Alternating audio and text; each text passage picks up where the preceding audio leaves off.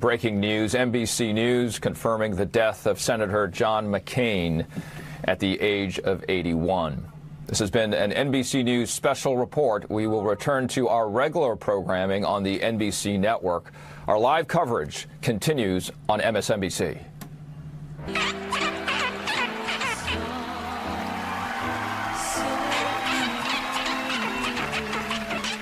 Yesterday and today, the news tells us that the nation is mourning the loss of maverick and hero John Sidney McCain.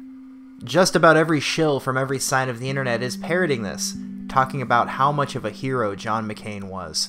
From George Soros to Ben Shapiro, those on the media circuit celebrate his life, while the masses on the internet celebrate his tumor. For many years, McCain has done everything to undermine transparency, to the extent of attempting to cover up the knowledge of POWs, like he was, from reaching the public. Of course, no one discusses this. Not all people are suddenly absolved upon reaching their end, and I would say McCain would be one of these people. They say you can tell a lot about somebody by the company that they keep, and if people like George Soros and organizations like Lockheed Martin are coming out to send their prayers, perhaps the guy isn't the guy everyone says he is. In fact, let's take a look at a few things. The first is an audio from the Tokyo Rose recordings. The tape is one of 32 that exist, according to a man that was at the same camp.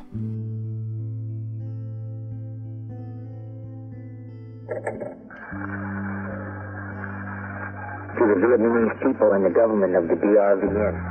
From John Sidney McCain, 624787, Lieutenant Commander, U.S. Navy, born 29 August 1936, Panama, home state, Florida.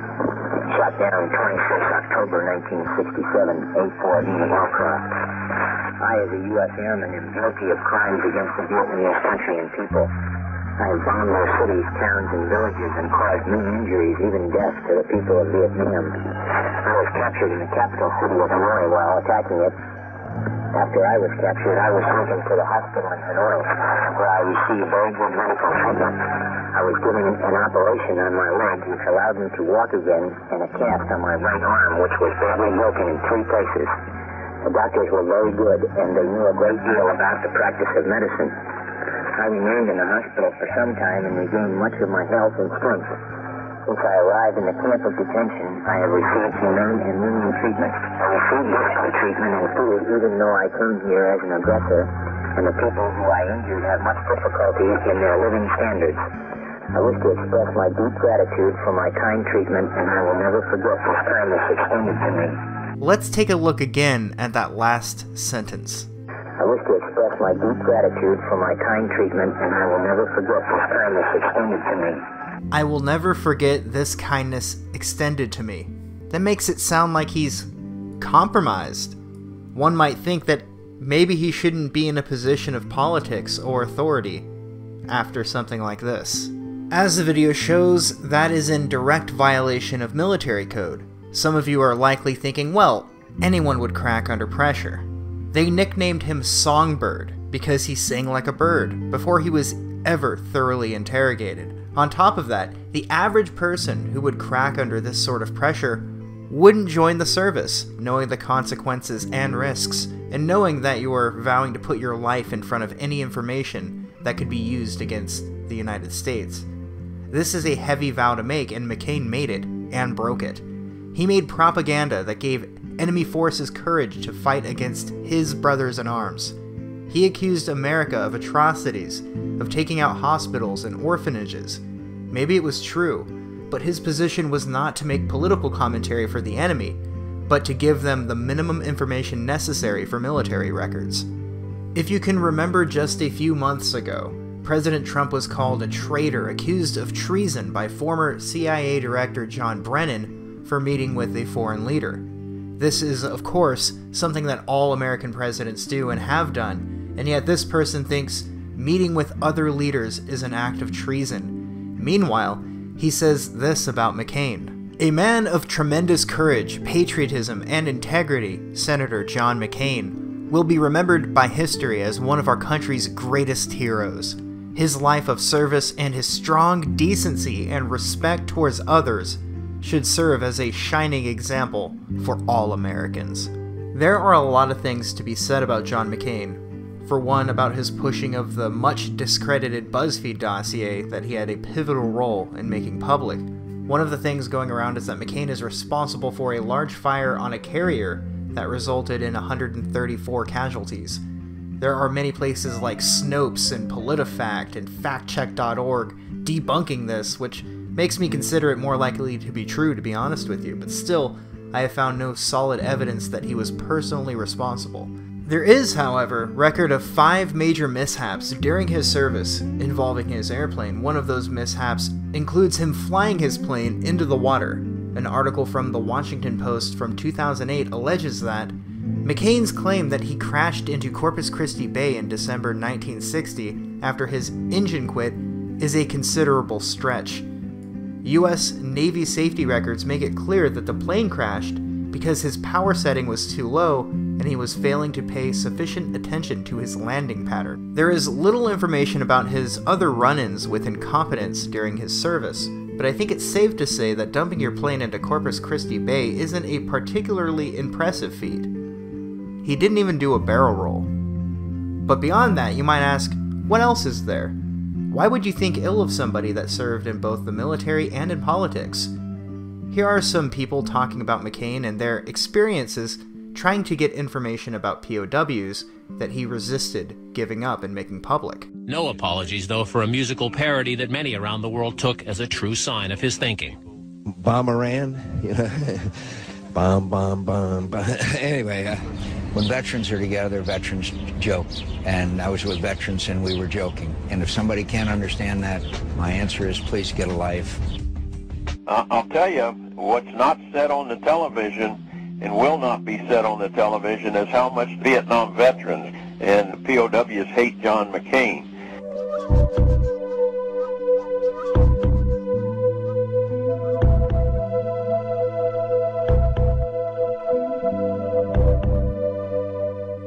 The Senate felt compelled to set up the Select Committee, and that it took them 9 months to set up the committee, mainly because of the opposition of Senator McCain, who was bitterly opposed to any attempt to find the POWs, which is remarkable, seeing that he was a POW himself. No instance would he ever give in and say there were POWs left behind. And my first question is, how would he know, or not know? So just that which is reasonable he never exhibited, and I don't know why. Maybe it's a guilt complex. Maybe he promised the Vietnamese something. Okay, and I don't know what it is. And maybe he actually believes that. That would be the saddest of all. He probably did more harm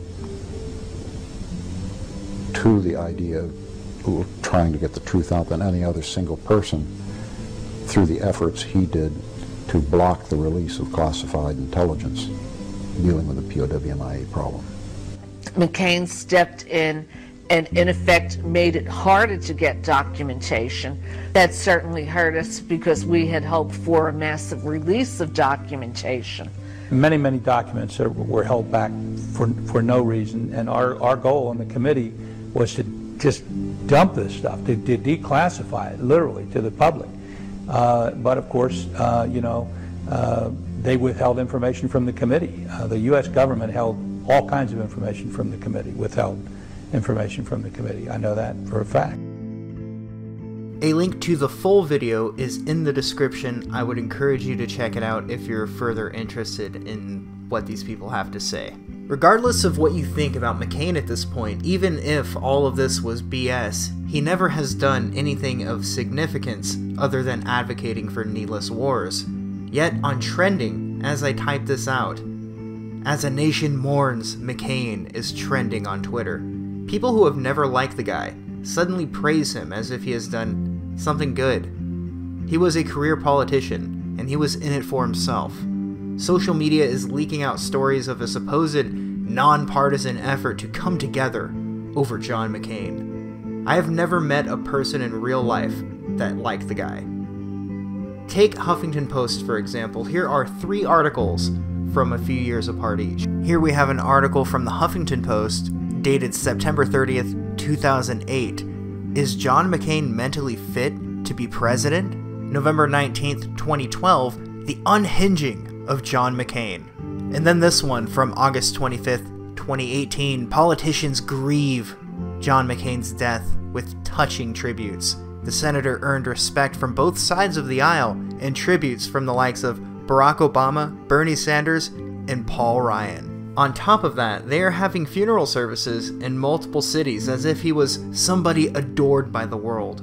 Articles about Donald Trump golfing, wondering how can somebody possibly move on with their life after somebody like McCain passed on, are starting to come out. Some of them are expressing outrage that he won't be attending. I mean, who the hell cares? I mean, it seems that the media machine, they're shilling a little hard for this guy. Makes you wonder whose side he's really on, or rather, whose side he was on. Well, that'll be it for this video, and before we get into our closing segment, I did want to shell out my morning live stream. It's called The Morning Squat. I stream just about 5 days a week at 5 a.m. Pacific time. Feel free to come by if you're awake from the previous night or awake early to get ready for work. We talk about the news as it's developing in the morning and maybe a few things from the previous night.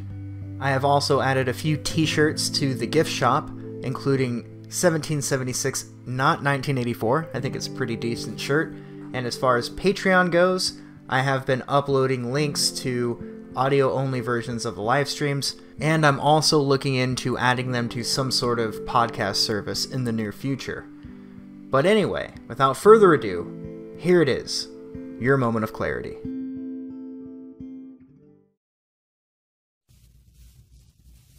There's no video of President Trump sucking a ding-dong.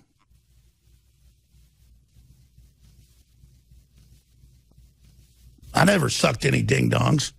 But I'll tell you, if they were going to blackmail me to start World War III about one, I'd say, hey, I sucked a golf ball through a freaking garden hose.